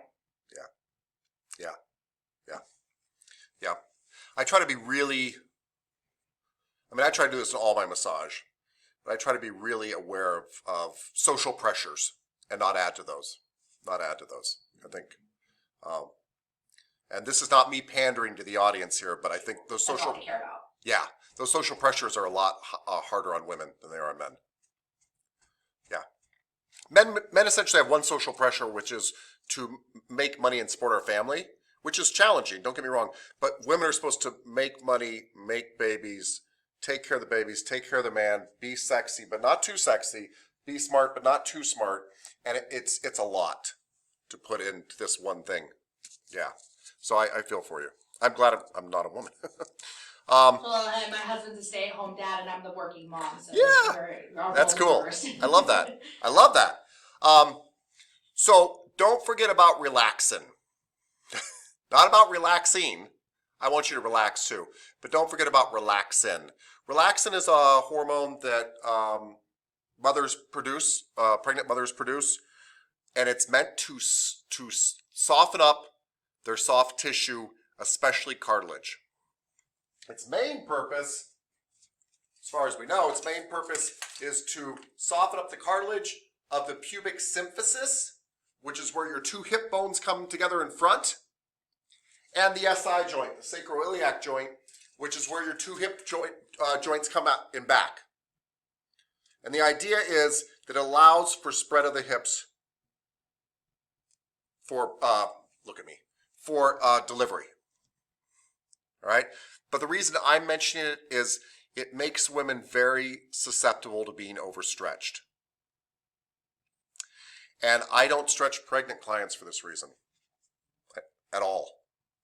I'm not saying you're an idiot if you do. I don't have that strong an opinion on it. I think you're an idiot if you're not super duper careful. And I think you're, I don't mean to keep saying idiot, but I don't think you're wise if you're also trying to increase their flexibility. Maintaining is one thing. I would not be trying to increase a pregnant woman's flexibility. You could rupture those tissues because they're not only softer and stretchable, they're weaker. They can rupture. And so that's the general rule of pregnancy anyway, is to maintain, not increase, right? If you're a runner, okay, keep running for a while, but don't try to increase your distance at this time. Whatever you're doing, don't try to increase. I don't do the stretching because I just don't know a really safe way to do it. And I will say with all stretching, I think you should be getting client feedback. Because I hear a lot of therapists say, well, I can tell by the tension how far to stretch. And I'm like, really? Because some clients, I could have this tied up to a truck and be pulling on it, and they're like, you can go a little bit further. And other clients, I start to raise their arm above their head, they're like, whoa, not that far. That's plenty. And I can't tell from the tension at all. I've never been able to. I can maybe on that client after I get really good with them, but basically I can't, so I need feedback from them. And our fear with a pregnant mom is the feedback may not be accurate enough. So I don't do any stretching. I'm worried they with enough relax in their body, you could be kind of readjusting stuff, and I don't want to do that. So that's why I bring up the whole relaxin, progesterone thing. Is probably a good time not to stretch. That said, let's talk about structural changes. So they're going through some structural changes anyway to adjust to this baby in their body, and we know that their hips are spreading a little bit, so they're going to have sensitivity in their SI joint, and you want to work on it. That's good. But let's talk about some of the other stuff that happens. So, anytime, this isn't just pregnant women, but when you start to get this weight gain in front here, you tend to develop an anterior tilt of the pelvis. An anterior tilt of the pelvis. And let's not forget how important pelvises are. La da da da. Boom. Spine. Pelvis. Cool. Pretty pelvis. Yeah. This is how you really look inside, by the way. Your lumbar region really is green. Thoracic region really is blue. Neck is purple. Sacrum's orange. So don't forget you've got these lovely S-curves here, and that when this rotates forward, when your hips rotate forward, you exaggerate the curves of your spine. When they rotate back, you release the curves of your spine. Too much so, in fact, if they go too far back. So, oddly enough, when I anteriorly tilt, I all of a sudden have to arch my low back more, which means I have to arch my upper back more, which means I have to arch my neck more. I exaggerate my curves. I don't know if you can see the chalkboard here, but as this it's a whiteboard, I guess. As the hips tilt forward, these curves get bigger. They get bigger. So you get hyperlordosis of the lumbar region. You get this exaggerated lordosis. You get even more curve. Hyperkyphosis of the thoracic region. Hyperlordosis of the cervical region. You get these exaggerated curves. As somebody is trying to carry around this heavy thing in front of them. That seems pretty obvious. I think this puts increased tension on the back fascial line or the back fascial chain, whatever you want to call it. I've seen a little nod out there from one of my fasciologists. So I don't know how much you guys study fascial massage type stuff, but it's based on a very simple concept. And the simple concept is that we were all taught anatomy separately. I learned about my calves and my hamstrings and my glutes and my spinal erectors. And we think that they are separate units, but they are sewn together with fascia at the junctions and they pull on one another. And we know this for a fact because not only have we done dissections of people and we could show you all sorts of gory fascial chains, but I also know that when I put my leg up on a table like this and I bend this foot like this, I can feel it in my back. There is no way that would happen if there's not a tension line running up through there. I can feel it pull through my hamstrings, up through my butt, up to my back, sometimes up to my neck. And that's because of the back fascial line, period. So, we know that in general, by the way, everybody's body's different, yada, yada, yada, that we put tension on this back fascial line. And so that's going to be things like the plantar fascia. How many pregnant women kind of complain about their feet hurting? Well, how many people complain about their feet hurting? I guess that's a pretty cheap shot. That could be due to anything. The gastrocnemius, I'm kind of working up the leg here, which is your uppermost calf muscle, your most superficial calf muscle, gastrocnemius. All three of your hamstrings. The gluteal everything, and that wasn't just me trying to kind of cop out, but all the fascia back there, everything going up through the glutes. Up into your thoracolumbar aponeuroses, which is the aponeuroses that covers this whole lower thoracic area lumbar region. Aponeuroses is the sheet-like tendon that weaves through everything here and gives you support to your back. Remember, you've got one in your thoracolumbar area and one in your abdominal area that kind of supports you front and back. And then into the longissimus. And I realize the anatomy books don't say this, but if you think about it fascially, the longissimus really does attach your butt all the way up to your head. You know, it attaches into the mastoid process, the temporalis bone. So it's going from your butt to your head. And that would lead you even up into your head, your gallia appenor erotica, which I just love the name of because it sounds like it's inappropriate or something. Anyway, the shower cap on your head. So these muscles right here in a pregnancy massage are a no-brainer. Like, I'm really going to look at them for sure. And the nice thing is, in side-lying massage, I can hit them all really easily. They're not hard to hit at all. But I'm definitely going to hit the whole back fascial line. I'm definitely going to do that. That's just the start here, but that'd be my first thing. If you just came to me and that's all I had time to work on, I'm going to kind of work your feet up the back of your legs and up the back of your back and up to your head. And I hope actually as massage therapists that when you have back problems that you kind of think about them that way too. Not that you have to work everybody from head to toe every time they have a back problem, but those would not be, you wouldn't be an idiot for like taking your back problem and working up the back to the neck or working down the hamstrings. Like that's not a crazy idea at all. At all. Thoughts, questions, ponderances, anything? Good, okay. I love that. So, that said, when the back fascial line has tension on it, it tends to create strains on the front fascial line. But the front fascial line has problems during pregnancy. One of the big parts of the front fascial line is the rectus abdominis, and it's tending to get spreaded over to the side because of the pregnancy happening, and it loses its leverage. And it loses some of its function at this point. It's just not as good a fascial line to use at this point. It's temporarily not working as well. And we think this puts greater emphasis on, let me get to it here. Yep. We think this puts a greater emphasis on what we call the spiral fascial line, which actually in some ways becomes stronger during pregnancy because it's getting stretched here. But the spiral fascial line takes tension, believe it or not, from your back, spirals around to the front, and runs it down the sides of the leg. The spiral fascial line takes tension from your back fascial line, wraps it around the sides, and shoots it down the sides of your legs. And that is a really good way to compensate for weight. It helps you really deal with this whole thing here. And so it's another fascial line I really care about. And that fascial line starts with your rhomboids and back. They literally come out here like this, and they diagonally go into your serratus anterior, which runs underneath your scapula, but attaches directly to the rhomboids. Directly to them.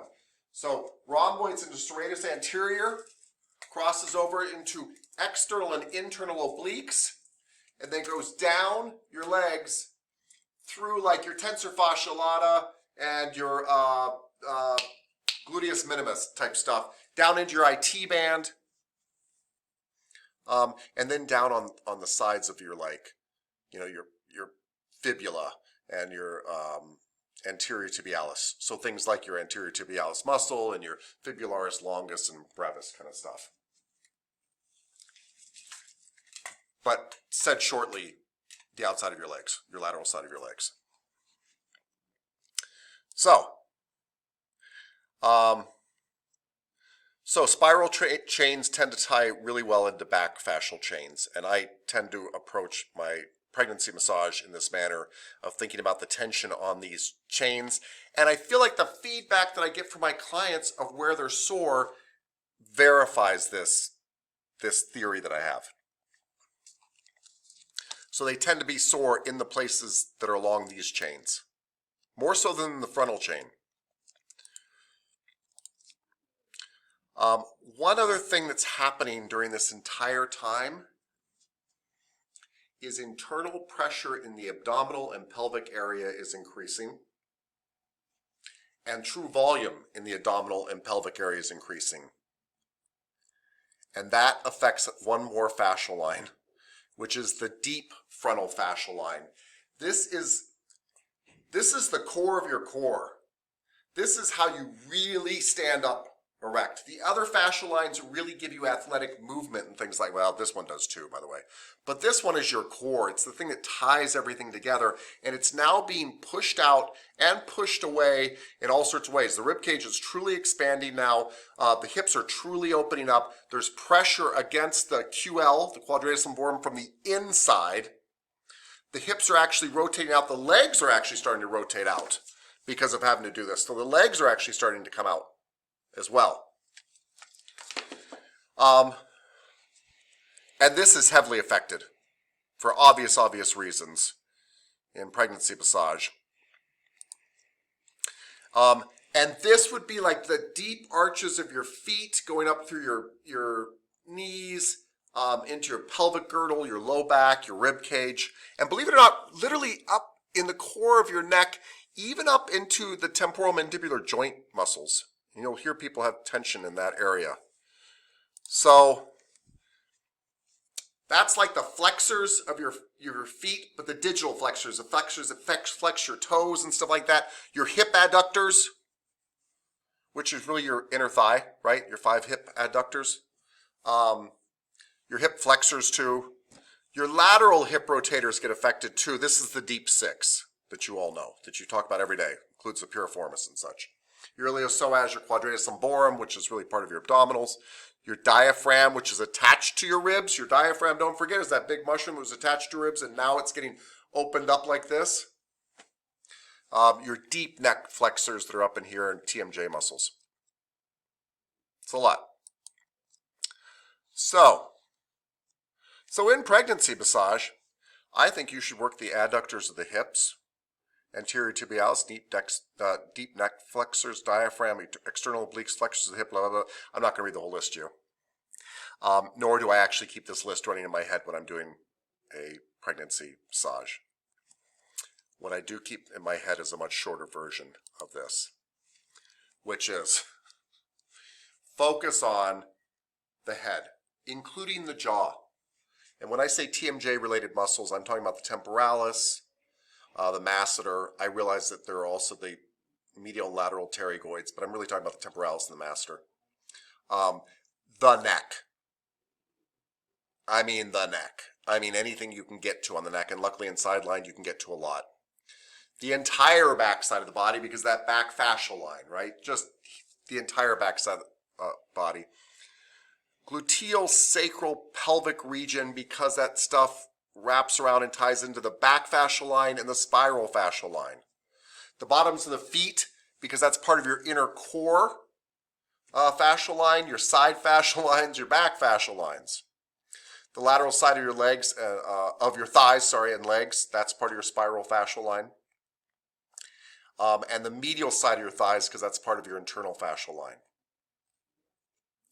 So the only stuff I didn't mention is lots of front of leg stuff. There's nothing wrong with that, and now you notice I didn't mention arms. So does that mean you should never rub a pregnant woman's arms? No, but I would give you this suggestion. I think that it depends what kind of client you have, but if you have a client coming in and complaining about low back and their feet and their neck, and you spend more than just a couple of minutes on their arms, that you are doing them a disservice. I think they lay there during that time and think, well, that's nice, but that wasn't really bothering me. I think you've got very little time in an hour massage, and that if you were to hit these things that are to focus on here, you would have covered a lot. And so arms would be the last thing on my list. Unless, by the way, the clients that I love have my arms and hands done. But arms is the last thing on my list in regular massage. I just think I'm not saying they're not wonderful, but are they as wonderful as the neck? The feet, legs, low back, hips, for most people they're not. And for our pregnant clients, they're having much bigger problems than that. The arms are the one thing in the body that hasn't been changed. Everything else is, right? Everything else has been changed. So think about that. Think about this kind of back fascial line, the sides of the legs and the inside of the thighs, and lots of neck and feet stuff. Can't go wrong. And by the way, I mean, obviously, think about whatever they told you when they came in. If my pregnant client wants me to work on their big toe for an hour, I'll do that. But this is me looking at them structurally speaking, what I would identify as things that would help to unwind them. By the way, unlike regular massage, I'm not trying to reset these fascial lines and fix everything. I'm trying to rub away aches and pains. There's no resetting anything. They need to give birth. It's not the time to create change. But this is where I think they're going to have tension in their body. Okay, so that's the end of structural stuff. Some really quick words about protecting yourself. I ask everybody, are you aware of any medical complications or concerns with your pregnancy? I mean, even if you don't have them fill it, I'm not a big release form person because I don't think they save you. I've had a lawyer tell me, like, you can't sign away your rights. So, but at the bare minimum with every client, let's say it's out of your house and you're like, you just want to ask them, I just asked, like, are we having a normal pregnancy? Any medical complications? Any concerns about your pregnancy? If it's like, nope, I just got back from a checkup, da-da-da, everything's fine, and this is a regular client too, I'm done. We're fine. Get on the table. I'll pretty much do anything you want at that point. Like, we're fine.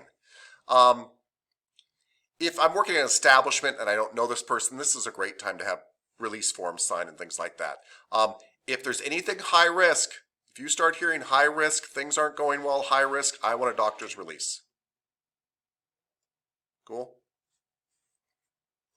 Soap notes and liability insurance are not ever a bad idea.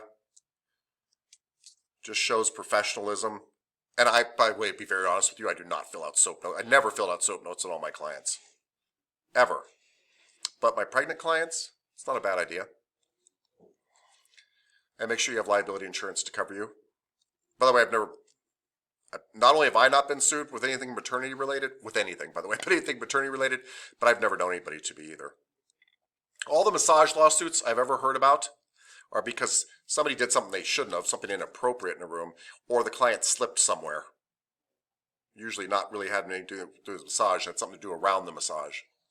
So, but just remember that. I think I already just said this. So, questions, thoughts. You've got 4 minutes left. Does anybody want their money back at this point? You've got 4 minutes. I will give you a prorated refund, about 37 cents. I will.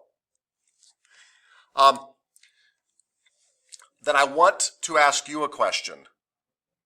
Tell me something you learned today. I always call it tell me something you learned today, but it doesn't have to be. It's quite possible you learned nothing today.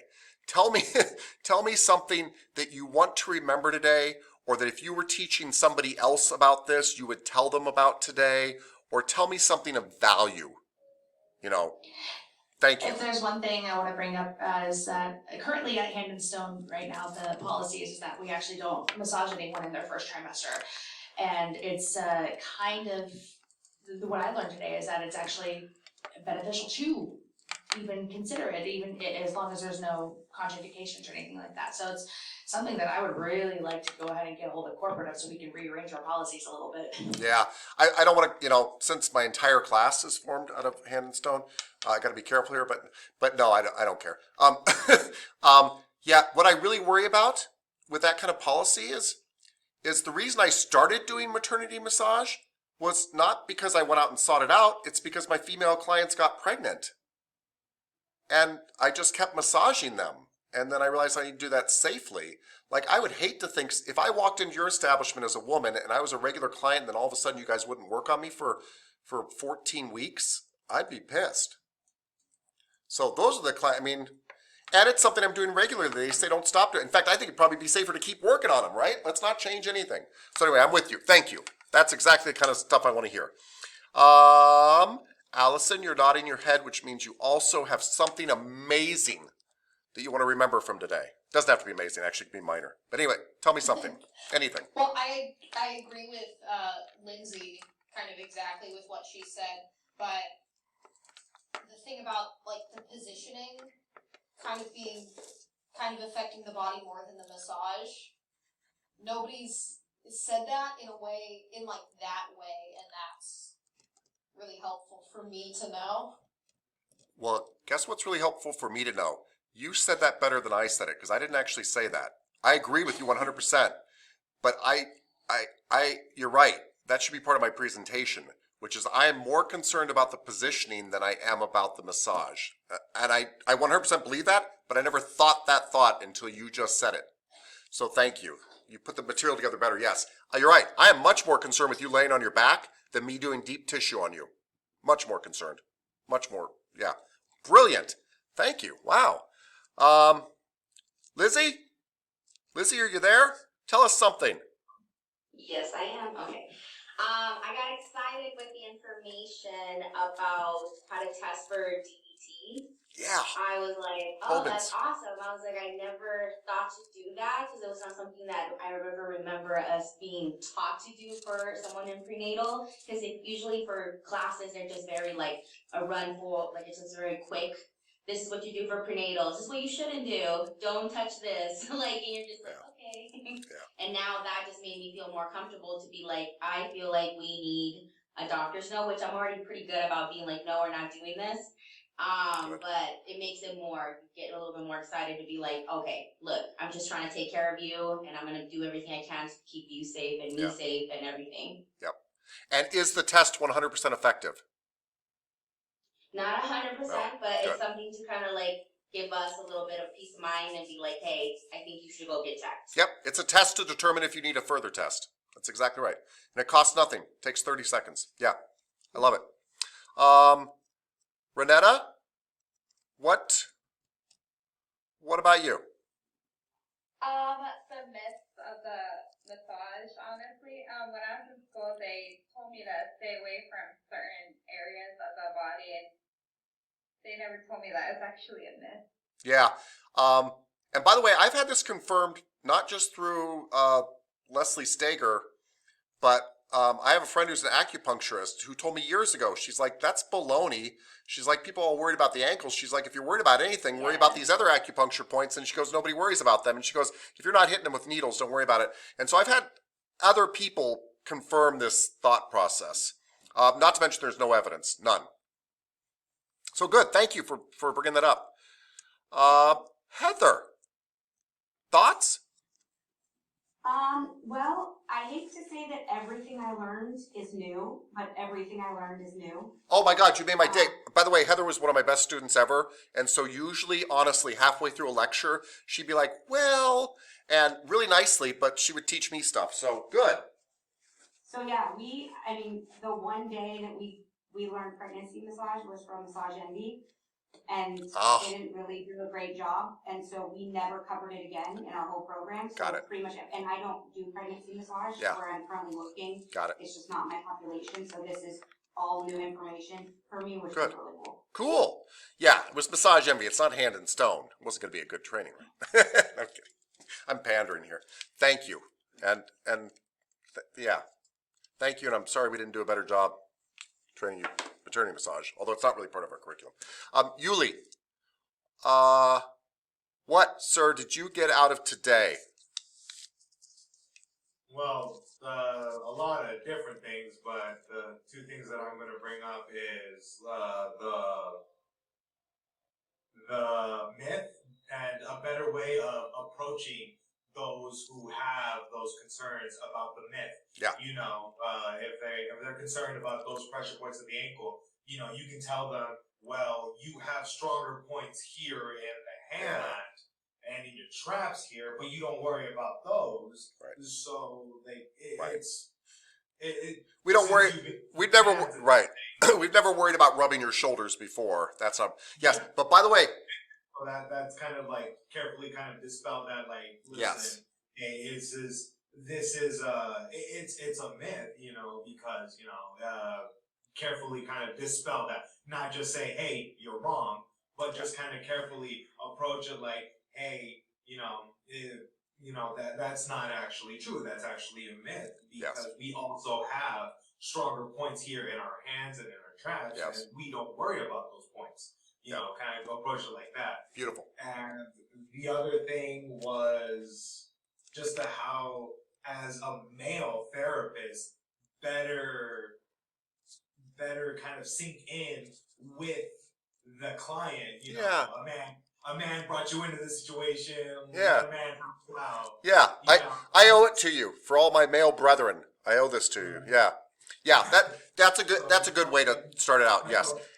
And by the way, I think you were saying this, but I just want to be very clear. When I dispel the myth, I still follow it up with, but I'm not going to dig into those areas because your safety is number one, and myth or not, we're just going to be careful. Yeah. I don't like to. It's like I do both. But very cool. Yes, good. Okay.